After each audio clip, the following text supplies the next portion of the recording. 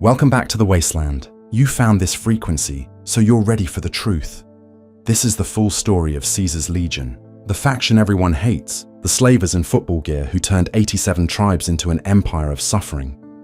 You've heard the myths, but you haven't heard this. The massacre at Nipton, where they decided fates with lottery tickets. The burned man who survived being set on fire and thrown into the Grand Canyon. The systematic erasure of entire cultures. The women reduced to breeding stock. The children raised as weapons. The crosses lining every highway as warnings. This is the confessional you weren't supposed to hear. The truth about how one educated man named Edward Sallow read books about ancient Rome and decided to become Caesar, building a slave army that would threaten the entire Mojave. This is about what happens when someone smart and ruthless decides the ends justify any means, when cruelty becomes policy, when atrocity becomes routine. And if you genuinely enjoy this kind of dark storytelling, consider subscribing and liking the channel, but only if it truly resonates with you.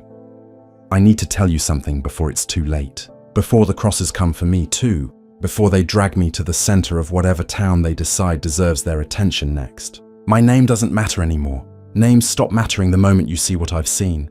The moment you understand what Caesar's legion really is. You've heard the stories, haven't you? The whispers that travel through the Mojave like radiation on the wind.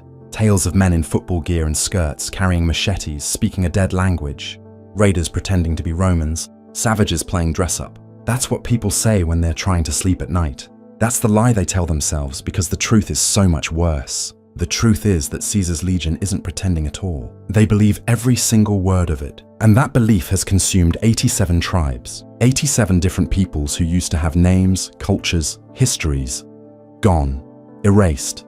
Absorbed into something that shouldn't exist. I was there in the beginning. Not at the very start, but close enough. Close enough to see Edward Sallow become Caesar. Close enough to watch a follower of the apocalypse transform into a god. You want to know how it happened? You want to understand how one man with books about ancient Rome could build an empire of slaves and suffering? Then listen. Listen close, because I'm going to tell you exactly how the most hated faction in the wasteland came to be. It started in 2247. That's the year everything changed. Edward Sallow wasn't supposed to be a conqueror. He was supposed to be a scholar.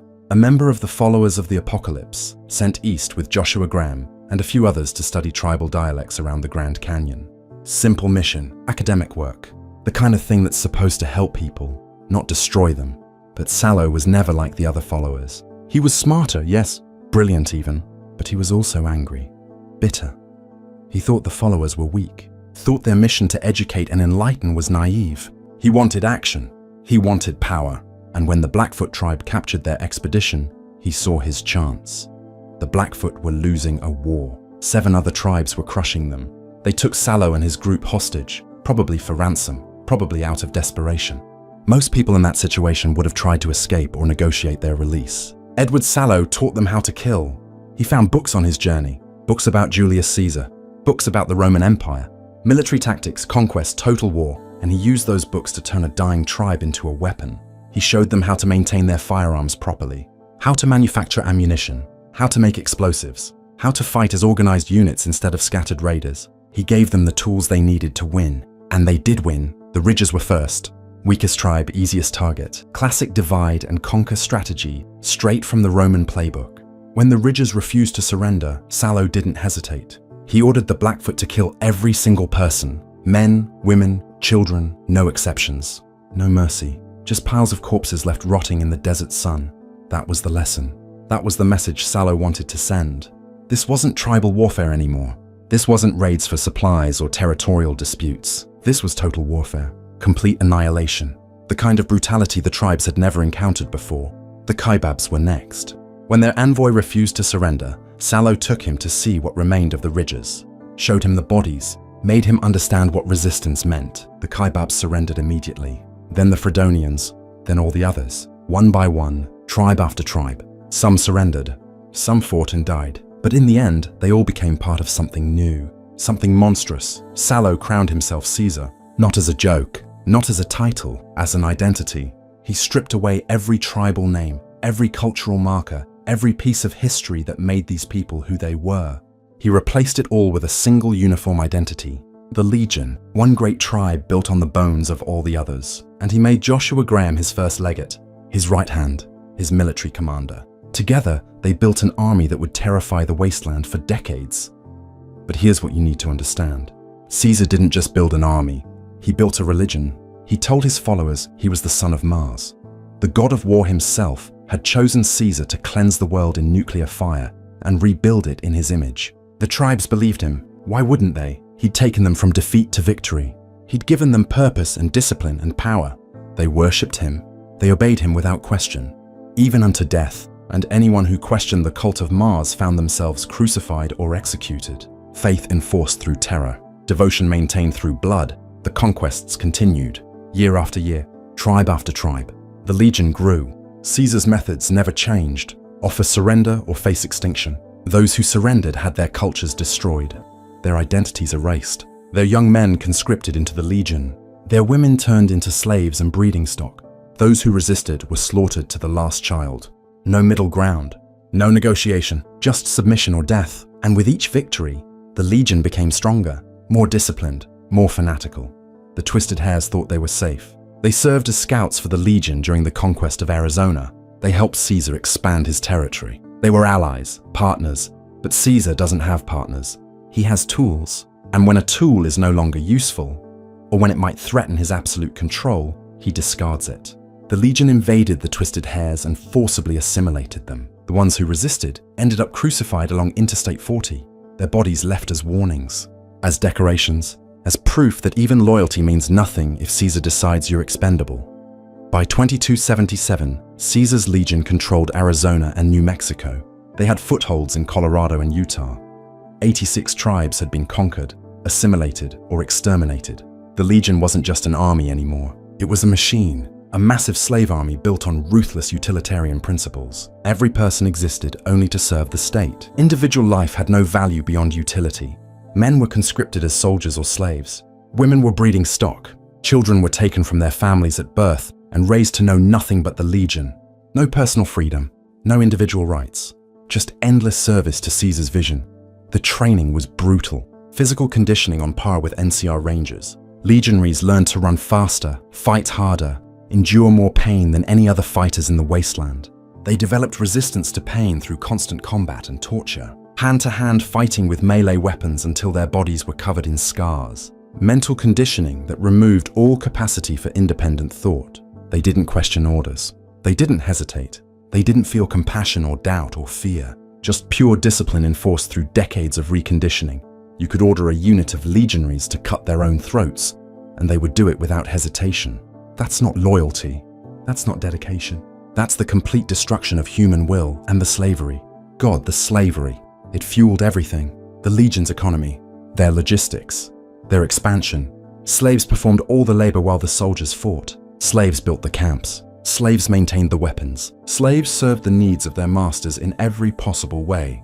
The legion took slavery and made it systematic, industrial, efficient. They marked their slaves with red crosses on their chests or slave collars around their necks. They enforced laws of honesty, industry, and prudence through whipping and torture. They worked their slaves until they collapsed and then replaced them with fresh ones from the next conquered tribe. Women had it worst of all. The legion's misogyny wasn't just cultural prejudice, it was policy, official doctrine. Women were forbidden from combat roles, forbidden from positions of leadership, forbidden from working alongside men in jobs of esteem. Their only value was biological, breeding stock to produce the next generation of legionaries. Caesar believed more children meant a stronger legion, so he mandated child quotas for his soldiers to meet. Women were assigned to men by Caesar or his legates, traded, distributed, treated as property. Even female members of conquered tribes who might have been warriors or leaders in their old lives were reduced to breeding slaves in the legion. The cruelty was the point. The degradation was intentional. It all served Caesar's vision of a totalitarian empire where only he had value and everyone else was disposable. But Caesar wanted more than just Arizona and New Mexico. He needed his Carthage and his Rome. He needed a grand adversary worthy of his military genius. He needed a capital worthy of a Caesar. And he found both in the Mojave. The new California Republic became his Carthage, a democracy he could wage war against, proving the superiority of his autocratic dictatorship. And New Vegas, powered by Hoover Dam, became his Rome, the city he would conquer and transform into the heart of his empire. Finally, he told his followers, the Legion would stop being a nomadic army and become a standing military force, a true empire. Not just conquerors, but rulers. Not just destroyers, but builders. At least that was the plan. What do you think really happened here? Drop your thoughts in the comments. I'd like to know if I'm the only one who feels this way. The first Battle of Hoover Dam came in 2277. Joshua Graham led the Legion's forces across the Colorado River. Caesar's Malpais legate, the burned man, the greatest military commander the Legion had ever produced. He was supposed to crush the NCR, supposed to take the dam and open the path to Vegas, supposed to cement Caesar's place in history as a conqueror equal to the ancient Romans he worshipped. But Chief Hanlon and General Oliver had other plans. They let the Legion advance.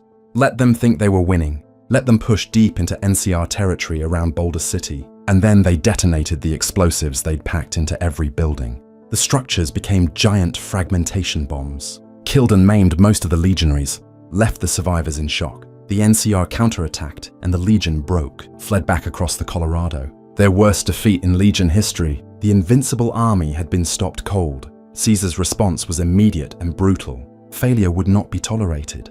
Not even from his most trusted commander. Not even from his first legate. Not even from the man who'd been with him since the beginning. Joshua Graham was brought before Caesar in shame. The Legion gathered to watch, to learn, to understand what happens when you disappoint the son of Mars. The Praetorian Guard covered Graham in pitch, set him on fire, and threw him into the Grand Canyon. That should have been the end of Joshua Graham. No one survives a fall like that. No one survives being burned alive and then thrown thousands of feet down into a canyon. But Joshua Graham wasn't like other men. He woke up the next day, burned, broken, skin charred and twisted, but alive. He crawled out of the northern edge of the Grand Canyon and began walking home to New Canaan. 3 months, 400 miles. Every day changing his bandages and feeling like he was being burned alive all over again. Every day the pain threatening to kill him. But he kept going. And when he finally reached New Canaan, his people welcomed him like a prodigal son. 30 years of separation and atrocity didn't matter. He was home. But the legend of the burned man didn't die in that canyon. It spread. Legionaries whispered about the man who survived Caesar's judgment. Tribes told stories about the Malpais legate who refused to stay dead. Caesar forbade anyone from speaking Graham's name, which only made the myth stronger. The burned man became something more than human in the minds of the wasteland. A ghost, a warning, proof that even Caesar's power had limits. Caesar replaced Graham with Legate Lanius, the monster of the East. A man whose reputation was built entirely on violence and terror. Stories said Lanius single-handedly killed multiple Legion patrols before Caesar recruited him. That he led his tribe, the Hydebarks, the 67th tribe conquered by the Legion, with such ferocity that even Caesar took notice. 14 tribes laid down their arms at his feet. 5 more were rendered extinct by his campaigns. When you saw Lanius on the battlefield, the stories claimed your doom arrived with him. But here's the thing about Lanius. Nobody knows if the stories are true. If you kill him and take his helmet, there's not a single scar on his face. Not one mark from all those supposed battles. Did Caesar invent the legend? Did he create a boogeyman to replace the burned man? Or was Lanius really that dangerous? It doesn't matter. The Legion believed the stories, and belief is all Caesar ever needed. By 2281, 4 years after the disaster at Hoover Dam, the Legion had rebuilt. 87 tribes now, one more than before the defeat. Caesar never stopped expanding, never stopped conquering, never stopped erasing cultures and identities in his march toward Vegas. The Legion controlled massive territory east of the Colorado River, the entire states of Arizona and New Mexico, parts of Colorado and Utah. Cities existed in Legion territory, though nothing compared to New Vegas. Caesar had built something that shouldn't exist in the wasteland. An actual empire, harsh, brutal, totalitarian, but functional. And that functionality came at a price measured in crucifixions and slavery and the complete destruction of human freedom. The second push for Hoover Dam was different, more careful, more strategic. Caesar learned from his failure. He wouldn't just throw his legion at the dam and hope for victory through superior numbers and discipline. This time he would plan. This time he would eliminate every variable. This time he would use subterfuge and assassination and terror to weaken the NCR before the final battle. He had a list. A long list. Mr. House needed to die. President Kimball needed to die. The Brotherhood of Steel needed to be destroyed. The boomers needed to be neutralized or allied. The great khans needed to be recruited. The white glove society needed to be compromised. Every piece carefully moved into position. Every threat eliminated before the legion crossed the river again. But there was a problem. A brain tumor. Caesar, the son of Mars, the god emperor of the legion, was dying. Slowly, painfully. The headaches were getting worse. His ability to command day-to-day operations was slipping. He needed treatment, real medical care. But the legion forbade advanced medicine, viewed it as weakness, viewed painkillers and surgical intervention as signs of degeneracy. The same philosophy that made legionaries tough also meant their leader was suffering from a treatable condition with no way to treat it. The irony was lost on Caesar. He just kept planning, kept scheming, kept believing he could will himself to victory through pure force of personality. But you can't intimidate a tumor. You can't crucify a brain hemorrhage. Death doesn't care about your philosophy or your empire or your dreams of being the next Julius Caesar. The Mojave campaign showed everyone what the legion was really capable of. Not just in battle, but in terror, in making examples, in sending messages written in blood and fire. Camp Searchlight was irradiated by legion sabotage. The entire base turned into a radioactive hellhole filled with feral ghouls. Ranger Station Charlie was overrun and destroyed. Nelson was conquered, its NCR soldiers crucified along the main road as decorations, as warnings, as proof that resistance was futile. And then came Nipton. God help us, then came Nipton. Nipton was a small town, neutral territory, the kind of place that served everyone as long as they paid. NCR soldiers, powder gangers, even Legion Frumentari in disguise. The mayor, Joseph B. Stein, was greedy, saw opportunity in the chaos. When the powder gangers escaped from the NCR correctional facility, Stein invited them to Nipton, offered them services, prostitutes, chems, entertainment, and he invited NCR soldiers too, kept the two groups separated, took money from both sides, played them against each other while filling his pockets. It was working until Vulpes Inculta arrived. Vulpes came disguised as Mr. Fox, approached Stein with a business proposition. The Legion would pay 8,000 caps if Stein helped them trap both the powder gangers and the NCR soldiers in Nipton. Stein agreed immediately. Greed made him stupid, made him think he could make a deal with the Legion and walk away with caps in his pocket and no consequences. He didn't understand what he was inviting into his town. He didn't understand that Vulpes Inculta never intended to honor any deal. The trap wasn't just for the powder gangers and NCR soldiers. It was for everyone. The Legion swept into Nipton in October 2281, caught everyone by surprise, herded the entire population to the center of town. Powder gangers, NCR soldiers, Nipton residents, everyone. Some tried to fight. You can find the bodies of dead legionaries in Nipton if you look. Evidence that resistance happened even if it ultimately failed. But most people went peacefully, hoped they could negotiate, hoped they could buy their way out, hoped the Legion would take what they wanted and leave. They didn't understand. The Legion doesn't take what it wants and leave. The Legion makes examples, sends messages, creates theater from suffering. Vulpes Inculta addressed the gathered crowd, told them their sins, told them about disloyalty, told them that when legionaries are disloyal, some are punished while others are made to watch. Then he introduced them to the lottery. Everyone would draw a ticket. The ticket would determine their fate. It wasn't random mercy. It was systematic terror, a game where the prizes were different types of death and suffering, the ultimate demonstration that your life meant nothing, that your fate was decided by chance and cruelty in equal measure. The lucky losers went first. They drew tickets that earned them decapitation. Quick deaths, mercy by Legion standards. Their heads came off and their suffering ended in seconds. That was the best outcome anyone could hope for in Nipton that day. Then came the crucifixions. That's where most of the tickets led. Up on crosses, nails through hands and feet. Left to die slowly under the desert sun. Dehydration, exposure, pain beyond description. Some of them lasted days, screaming, begging, dying in full view of anyone who passed by on the road. The Legion wanted people to see, wanted the message to spread. Wanted everyone in the Mojave to know what happened to towns that served all comers without loyalty to Caesar. Mayor Stein got special treatment. When his ticket was drawn, the Legion didn't just kill him. They burned him alive on a pile of tires, made him scream, made him suffer for his greed, made everyone watch what happens when you think you can profit from playing both sides. The smoke from his pyre rose black and thick into the sky, visible for miles, a beacon of cruelty, a monument to Legion justice. Third-place winners were enslaved, taken away to Legion camps, stripped of their names and identities, collared, marked, worked until they collapsed and then worked some more. Maybe they lived longer than the ones who were crucified. Maybe prolonged suffering was worse than quick death. The Legion didn't care. Slaves were tools, useful until they broke and then replaced. Second place went to a powder ganger named Boxcars. They spared his life but crippled his legs with hammers, shattered the bones, left him in agony, unable to walk, unable to escape, just lying there in the ruins of Nipton with his ruined legs and his memories of everyone who died around him. He called himself lucky, said he won second place in the lottery, but nothing about what happened to Boxcars was lucky. It was torture dressed up as mercy, a reminder that sometimes surviving is worse than dying. First place went to Oliver Swanwick, another powder ganger. They let him go, completely unharmed, walked away from Nipton celebrating, screaming about winning the lottery, about being free, about being chosen. He survived purely by chance, pure random luck, and his survival made the horror worse somehow, proved that the Legion's cruelty was arbitrary, that they could spare you or crucify you based on nothing but which ticket you drew, that your life had so little value it could be decided by lottery.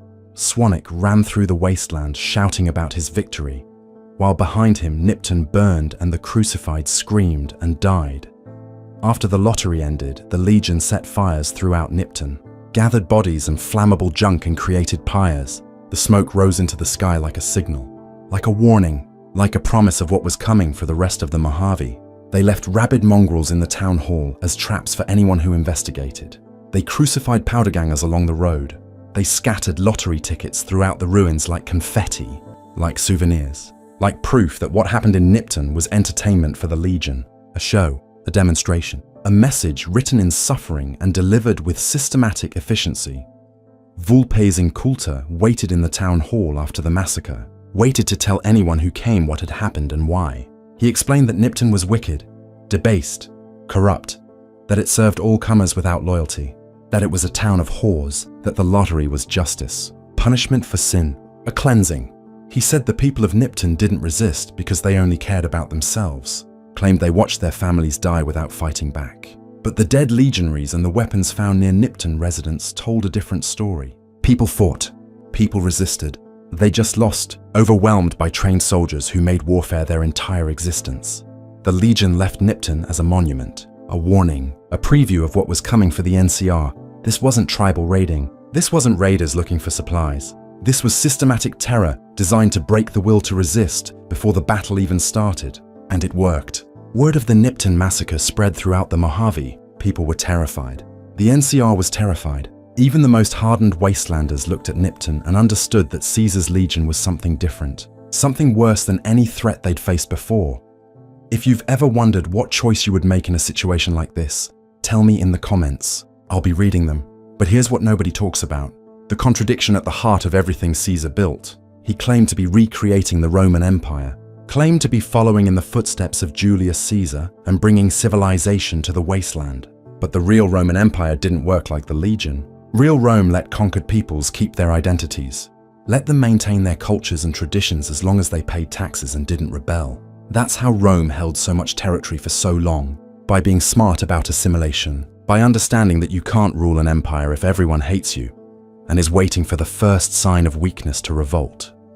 Caesar's Legion did the opposite, forced total cultural annihilation, erased every identity, eliminated every tradition, created a monolithic culture that depended entirely on military might and Caesar's personal authority. The resentment was building. You could see it in Legion members like Ulysses, whose tribe was erased. You could hear it in the whispers among slaves who remembered their old lives. You could feel it in the fact that the Legion had to maintain constant brutal discipline, because the moment they showed weakness, the whole structure would collapse. Caesar built an empire on sand, on fear, on the willingness to commit atrocities that kept everyone too terrified to resist. But fear only lasts as long as the fearmaker is strong, and Caesar was dying. The brain tumor wasn't just a medical problem. It was an existential threat to everything the Legion represented. Caesar was the Legion, his personality, his vision, his will. Without him, what was left? Legate Lanius was a brutal military commander, but he wasn't a thinker, wasn't a philosopher, wasn't capable of the political maneuvering and long-term planning that built the Legion in the first place. If Caesar died, the Legion would fragment, would devolve into warring tribes again, would become exactly what it claimed to have transcended. All those conquered peoples would remember who they used to be, all that resentment would explode. All the brutality and slavery and cultural erasure would come back as vengeance. The Legion would eat itself alive, and that's the secret nobody wants to admit. The brutal truth that makes Caesar's Legion the most hated faction in the wasteland. It's not just the slavery. It's not just the crucifixions. It's not just the systematic misogyny, or the cultural genocide, or the mountains of corpses left in their wake. It's that all of that suffering, all of that cruelty, all of those destroyed lives and erased cultures serve no purpose beyond maintaining Caesar's ego. He built an empire that can't survive without him, created a society so dependent on his personal authority that his death guarantees its collapse. Every slave, every crucified victim, every woman reduced to breeding stock, every tribe erased from existence suffered for nothing. For a dream that was doomed from the start, the philosophy behind it all is just as hollow. Caesar talks about Hegelian dialectics, about thesis and antithesis creating synthesis. He claims the NCR is the thesis, corrupt democracy doomed to fail. The Legion is the antithesis, brutal autocracy focused on survival and stability. And when he conquers Vegas and merges them, the synthesis will be something stronger than either. A new society that combines NCR's infrastructure and civilian institutions with the Legion's military strength and discipline. A totalitarian nationalist empire that will bring true civilization to the wasteland. Pax Romana for the post-apocalyptic world, but it's nonsense. Intellectual window dressing on simple conquest. Caesar read philosophy books as a follower and used them to justify what he was always going to do anyway. Take power, build an army, conquer everyone who opposed him. The dialectic is just the excuse, just the story he tells himself and his officers to make it sound like there's a grand plan instead of just endless violence in service of his ambition. And even if his synthesis theory was sound, it requires him to be alive and in control to implement it. Requires his genius to balance the contradictions and force the merger.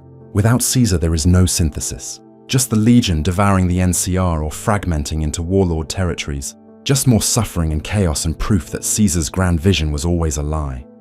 The Legion's lands tell a different story than their propaganda. Yes, traders report that Legion territory is safe, that caravans can travel without fear of raiders, that the roads are secure and trade flows freely. Rose of Sharon Cassidy admits it grudgingly. The Legion guarantees absolute protection for merchants. No bandits, no robbery, no chaos. Just order enforced through terror. But that safety comes at a cost. The cost of living in a police state where stepping out of line means crucifixion, where women have no rights, where children are taken from their families and raised as soldiers or slaves, where any hint of independent thought or cultural identity is crushed, where you're safe from raiders because you're already enslaved to something worse. The civilians in Legion territory don't live in Rome. They live in a tribute system where they exist to support the army. They farm, they manufacture, they provide resources and bodies for the military machine. The trappings of Roman culture that the Legion uses, the Latin words and the military ranks and the symbols, those are only for the soldiers. The subject populations don't get the culture. They just get the oppression, get to be conquered peoples feeding an army that will conquer more peoples, who will feed the army that will conquer more peoples. Endless expansion because the Legion has no other purpose, no endgame beyond conquest. No plan for what happens when they run out of tribes to absorb and enemies to crucify. Even the Legion's vaunted discipline and military effectiveness has a dark side. Yes, legionaries are fast and strong and fearless. Yes, they're trained to a level that rivals the best NCR rangers. Yes, they can close distances with frightening speed and fight with melee weapons effectively even against opponents with guns. But that effectiveness comes from breaking them as humans, from reconditioning them so thoroughly that they can't think for themselves, can't question orders, can't feel empathy or doubt or anything that might make them hesitate. They're not soldiers, they're weapons shaped like men, tools that Caesar points at his enemies until the tools break. And then he makes new tools from the next batch of conquered children. The decimation ritual shows how little individual legionaries matter. When a unit fails, when a commander leads his men to defeat, the Legion doesn't just punish the commander. They beat him to death in front of his troops. Then the new commander invokes decimation. Every 10th legionary in the failed unit is selected and beaten to death by his comrades. Not for any individual failure, not for cowardice or desertion or disobedience, just for being part of a unit that failed. 1 in 10 dies as punishment and warning, as reminder that failure is unacceptable, and the Legion will sacrifice its own to maintain discipline. And the legionaries who do the beating, who kill their brothers in arms on command, do it without hesitation. without question, because that's what the conditioning does. It removes everything human and replaces it with absolute obedience. The medical restrictions hurt the Legion more than they help. Caesar believes medicine and painkillers are signs of weakness, that embracing pain builds character and toughness. So the Legion forbids advanced medical treatment, relies on healing powder and battlefield surgery, and mostly just letting wounded soldiers die if they're too broken to fight. It's supposed to make them harder, supposed to weed out the weak, but it also means preventable deaths, treatable injuries becoming fatal, infections spreading, because proper medicine is considered degeneracy. Caesar himself suffers from this philosophy. His brain tumor could be treated, could be removed by someone with medical knowledge and equipment, but he can't seek that help without admitting that his philosophy is flawed, without showing weakness, without revealing that the son of Mars is just a man with a medical condition. So he suffers, and plans, and hopes he lives long enough to see Vegas fall. The hypocrisy extends further. Caesar uses technology when it suits him. The Legion employs guns and explosives and radios. They use whatever weapons they capture or manufacture, but they present themselves as rejecting the corruption of the old world, as building something pure and new, as transcending the failures of pre-war civilization. Yet their entire structure depends on Caesar's education, on books he read as a follower, on knowledge preserved from before the bombs fell, on philosophical concepts and historical examples from the very civilization he claims to have moved beyond. Caesar is a fraud, an educated man pretending to be a prophet, using the ignorance of his followers to maintain his god-emperor status. And his greatest fear, greater even than military defeat, is being exposed. Having someone reveal to the Legion that Caesar is really Edward Sallow, that the son of Mars is the son of a raider victim, that the culture he claims Mars dictated to him came from dusty books about ancient Rome. Most legionaries don't know the truth, don't know that Caesar invented their culture, don't know about the followers of the apocalypse or Edward Sallow, or how a scholar became a warlord. They believe the mythology, believe Caesar is divine, believe Mars chose him and gave him the knowledge to conquer the wasteland and build a new civilization. The higher-ranking officers know some of the truth, know Caesar is human, know the culture is borrowed, but they keep the secret because the myth is useful, because faith makes legionaries fight harder, makes them die willingly, makes them commit atrocities without hesitation. The Legion runs on lies and blood in equal measure. Joshua Graham knew all the secrets, was there from the beginning, helped build the Legion from a captured follower expedition and one desperate tribe, translated for Caesar, trained the first legionaries, became the Malpais legate and led the conquest of Arizona.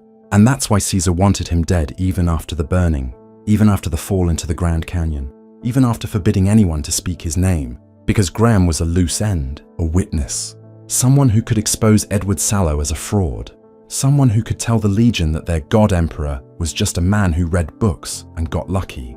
Caesar sent Frumentari to hunt Graham, sent the Whitelegs to destroy New Canaan, ordered his former friend and co-founder killed because the truth Graham carried was more dangerous than any NCR army. But Graham survived. Against all odds, against every assassination attempt.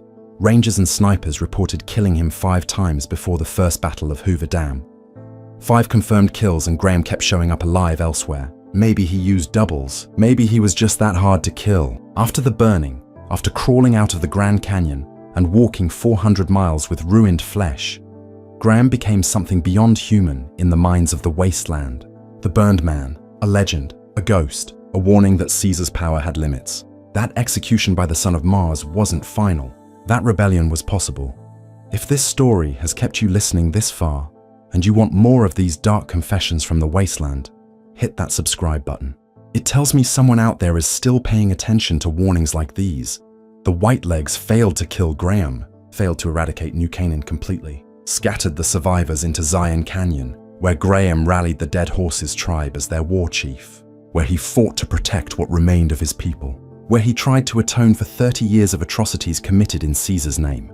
The legend of the burned man only grew, became more powerful, became a symbol that even the Legion's most loyal commanders could fall and rise again, could reject Caesar and survive, could fight back. That's what Caesar fears most. Not the NCR, not the Brotherhood of Steel, not House or the Boomers or any external threat. He fears his own creation turning against him, fears the legionaries learning the truth and abandoning the faith, fears the slaves rising up, fears the conquered tribes remembering who they were and taking vengeance for what was done to them. The entire legion is a house of cards held together by Caesar's will and the myth of his divinity. Pull out either support and everything collapses, and Caesar knows it. Knows that his empire is fragile despite its appearance of strength. Knows that every crucifixion and every decimation and every brutal display of power is necessary because the moment he shows weakness, the moment the faith cracks, everything ends. The legion's conquest of 87 tribes wasn't glorious. Wasn't civilization defeating chaos, it was systematic cultural genocide. 87 different peoples who had languages and traditions and histories and identities. Gone, erased, forgotten except as numbers in Caesar's tally of victories. The twisted hairs, the Hydebarks, the Kaibabs, the Ridges, dozens more whose names nobody remembers because the legion made sure they couldn't be remembered. Made sure that being absorbed into the legion meant ceasing to exist as anything other than bodies in red skirts carrying machetes and speaking broken Latin. And for what? What did all that destruction accomplish? Caesar talks about stability and order and long-term survival, but legion territory isn't stable. It's pacified through fear. The order is maintained through constant vigilance and brutal punishment. The survival depends entirely on military strength and the willingness to commit any atrocity to maintain control. The moment the legion weakens, the moment they lose battles or Caesar dies or the military machine falters, everything they built falls apart. The subject peoples revolt, the slaves escape. The legionaries fragment into warlords fighting over the ruins. All the death and slavery and suffering was for nothing. Was for Caesar's ego and his dream of being remembered as a great conqueror. Was for one man's ambition dressed up as philosophy and justified with lies about bringing civilization to the wasteland. The women suffer most and longest. The legion's treatment of women isn't just cruel. It's systematic dehumanization enforced as policy. Women can't fight, can't lead, can't work in positions of respect. They exist to breed, to produce children, to serve as property distributed by Caesar or his legates to reward loyal soldiers. Premenopausal women are breeding stock. Postmenopausal women, and those too weak for childbearing, are laborers. Slaves for tasks deemed too degrading even for male slaves. The legion views this as natural, as proper order, as the way things should be, because women are weaker and their only real value is biological. The misogyny runs so deep that even asking about it gets you explanations about how child quotas strengthen the legion, about how more births mean more soldiers in 20 years, about how women should be grateful for the protection of legion territory, even as that protection comes from enslaving them.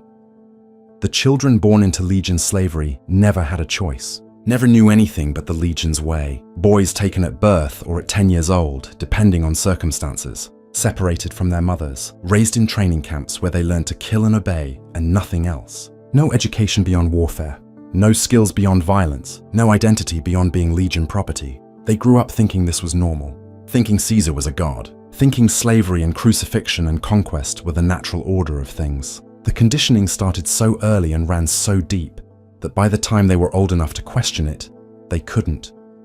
The capacity for independent thought had been beaten out of them, replaced with doctrine and discipline and absolute faith in Caesar's vision. The girls had it different, but no better. Raised by slave mothers to be slave wives, taught that their value was in childbearing and service, that questioning male authority was sin, that their bodies belonged to whoever Caesar assigned them to. Generation after generation of women raised to accept their own subjugation, raised to teach the next generation to accept it too.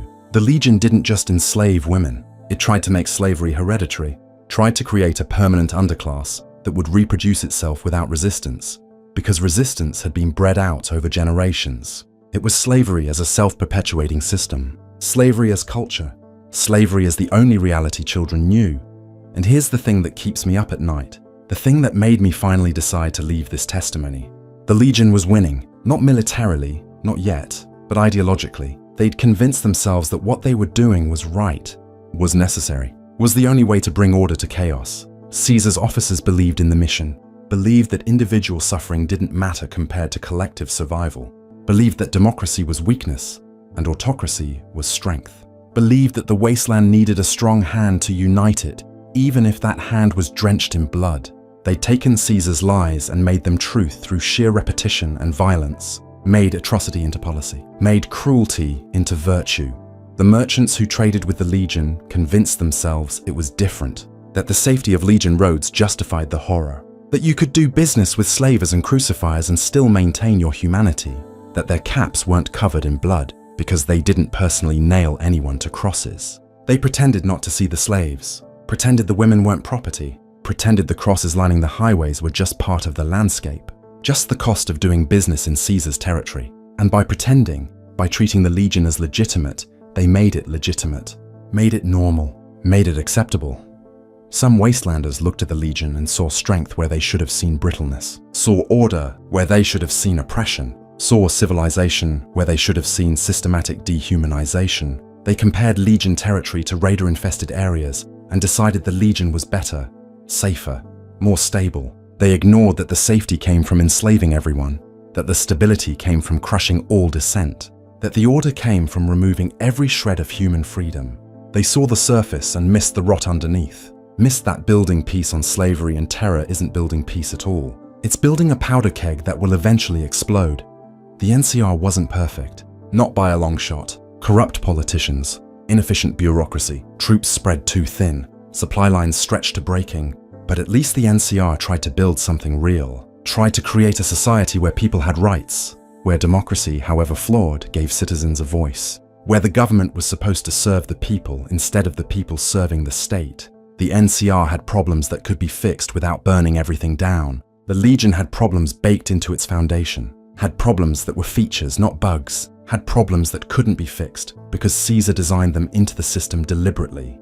That's the fundamental difference. The NCR failed to live up to its ideals sometimes. The Legion succeeded in living up to its ideals, and those ideals were monstrous. The NCR's corruption was politicians taking bribes and supply officers skimming resources. The Legion's purity was ordering children killed and women enslaved and entire cultures erased. The NCR's inefficiency meant some people didn't get help they needed. The Legion's efficiency meant atrocities were committed on schedule and with perfect organization. I'll take flawed democracy over functional tyranny every single time.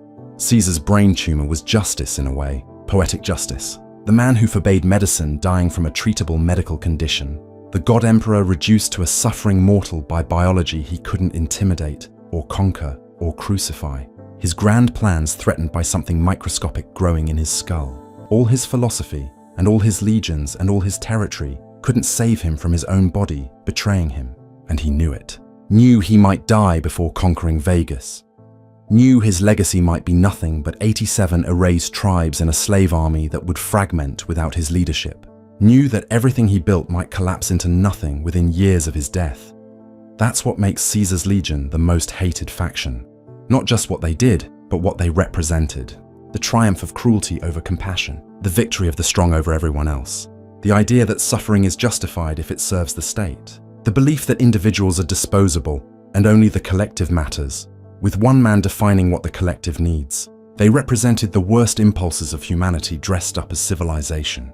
Violence presented as order, slavery marketed as stability, genocide sold as unification, and enough people believed it, or pretended to believe it, or convinced themselves it didn't matter as long as the roads were safe, that the Legion grew and prospered, and threatened to consume the entire wasteland. I've seen what the Legion does to people, not just the obvious victims, the ones who end up on crosses or in chains. I've seen what it does to the legionaries themselves. Boys turned into weapons, men turned into fanatics, human beings reduced to tools that wear out and get replaced. They don't smile, don't laugh, don't have friends or hobbies or dreams beyond serving Caesar. They exist in a state of constant discipline and training and readiness for battle. And when they die, and they all die eventually because that's what Caesar made them for, they die believing they served Mars, die thinking their death had meaning, die as slaves convinced they were free because Caesar told them their slavery was purpose. The officers aren't much better. They have more autonomy, more authority, more knowledge, but they're trapped too, trapped by their investment in the system, trapped by the blood on their hands, trapped by the knowledge that if the Legion falls, they fall with it. They can't leave, can't defect, can't question, because they know too much and did too much, and the only path forward is more conquest and more cruelty, and hoping Caesar's plan somehow works before everything collapses. They're prisoners of their own atrocities, bound by chains made of crucified victims and erased cultures and decades of systematic evil. And Caesar himself, he's the biggest prisoner of all, imprisoned by his own myth. He can't show weakness, can't admit mistakes, can't acknowledge that his philosophy might be flawed or his methods might be wrong. He has to be the son of Mars every moment of every day, has to maintain the illusion of divine authority even as his brain literally destroys itself, has to keep planning and conquering and building his empire even though he knows it probably won't survive him. He built a cage around himself made of lies and expectations and the needs of the system he created. And now he can't escape any more than the lowliest slave can escape. The second battle of Hoover Dam, whenever it comes, will decide everything. If the Legion wins, if they take the dam and Vegas, Caesar gets his Rome, gets to attempt his synthesis of NCR and Legion, gets to prove his philosophy can create something lasting. But I don't think it will work. I think even if the Legion wins the battle, they'll lose the war. Because you can't build civilization on slavery and terror, can't create lasting stability through conquest and cultural erasure, can't make people loyal by destroying everything they are and replacing it with fear. The conquered peoples will remember. The slaves will resist. The brutality that won battles will make governing impossible. And when Caesar dies, and he will die, the whole structure will come crashing down. If the Legion loses, it's even clearer. They retreat back east, lose momentum, lose faith, start questioning whether Caesar really is the son of Mars if Mars lets them lose. The cracks widen. The subject populations see weakness and revolt. The legionaries fragment into factions. The 87 tribes that were never fully broken remember their names and take them back. The Legion doesn't fade away peacefully. It tears itself apart, devolves into exactly the kind of tribal warfare Caesar claimed he was ending, proves that his entire project was built on sand. Either way, the Legion is doomed. That's the brutal truth. That's what makes them the most hated faction in all of Fallout. Not just because they're cruel, though they are. Not just because they're slavers, though they enslave thousands. Not just because they commit atrocities, though their atrocities are legendary. But because all of it, every crucifixion and every erased culture and every enslaved woman and every child soldier, all of it was for nothing. For a dream that couldn't work. For a system that couldn't last. For one man's ego and his desire to be remembered as a great conqueror. Caesar wanted to be like Julius Caesar, wanted to build an empire that would last for centuries, wanted to bring Pax Romana to the wasteland, but he forgot the most important part of the story. Julius Caesar was assassinated, stabbed to death by his own senators because autocracy breeds resentment and absolute power, makes everyone around you a potential threat. The Roman Empire that followed was built by Augustus, not Julius, built through careful diplomacy and political maneuvering and allowing some measure of freedom and identity to conquered peoples. The empire that lasted was the one that learned from Julius Caesar's mistakes. Edward Sallow learned all the wrong lessons, copied the conquest without understanding the governance, adopted the brutality without recognizing it as a tool that needed to be put away once the fighting stopped, built an army when he needed to build a nation. The Mojave will remember Caesar's legion long after it's gone. We'll remember the crosses and the slavery and the Nipton lottery. We'll remember the 87 tribes that ceased to exist. We'll remember the burned man who survived Caesar's judgment. We'll remember that the most disciplined, most organized, most effective military force in the wasteland was also the cruelest, the most evil, the most deserving of hatred and resistance and ultimate defeat. Future generations will look back at Caesar's legion and ask how it happened, how one educated man with books about Rome could build an empire of suffering, how thousands of people could be convinced to commit atrocities in the name of order, how the wasteland came so close to submitting to tyranny dressed up as civilization. And maybe, if I'm lucky, someone will find this testimony, will hear my warning, will understand that safety bought with slavery isn't safety. That order maintained through terror isn't order. That civilization built on erasing cultures and enslaving peoples isn't civilization. It's just barbarism with better organization, just cruelty with Latin names, just evil that learned to march in formation and quote philosophy while nailing people to crosses. Caesar's legion is the most hated faction because they deserve to be hated, because every person with a shred of humanity looks at what they built and recoils, recognizes it for what it is, refuses to make excuses or rationalize or pretend the roads being safe justifies anything. The legion is what happens when someone smart and charismatic and ruthless decides that the ends justify any means, when someone convinces themselves that individual suffering doesn't matter, when someone builds a system designed to perpetuate itself through violence and calls it peace. I'm tired now, tired of remembering, tired of carrying these stories, tired of knowing what I know and being unable to forget. But I needed to tell you, needed to make sure someone understood what Caesar's legion really was beneath the propaganda and the Latin words and the claims of bringing civilization. Needed to leave this warning before they come for me, because they will come. The Legion always comes for those who speak truth about them, always silences those who expose their lies, always makes examples of anyone who might give others ideas about resistance. So, now you know. Now you understand the brutal truth behind Fallout's most hated faction. Caesar's Legion was 87 erased cultures, thousands of enslaved women, generations of children raised as weapons, countless victims crucified along the highways as warnings. A system built entirely on suffering and maintained through terror. An empire that couldn't last beyond its founder because it was never designed to last. It was designed to conquer, to expand, to consume everything in its path until there was nothing left to conquer and then collapse into itself. That's the legacy. That's the truth. That's why we hate them, because they showed us what humanity is capable of when it abandons compassion, when it embraces cruelty as virtue, when it decides that some people matter and everyone else is expendable.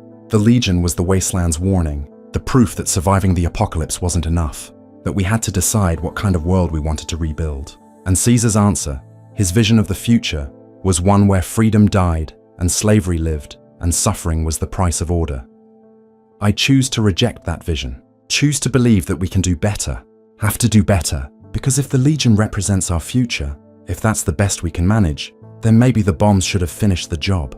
Maybe humanity doesn't deserve a second chance if this is what we do with it. But I don't believe that, can't believe that, won't believe that. There has to be another way, a better way, a way that doesn't require crucifying our humanity to save our lives.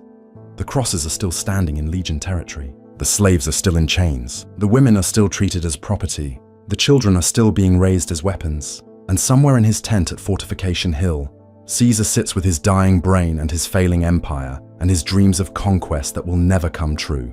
The brutal truth remains brutal. The hated faction remains hated, and the Wasteland waits to see if we learned anything from the nightmare that was Caesar's Legion. This is my testimony, my warning, my confession that I saw and I knew and I did nothing until it was too late. Learn from my failure.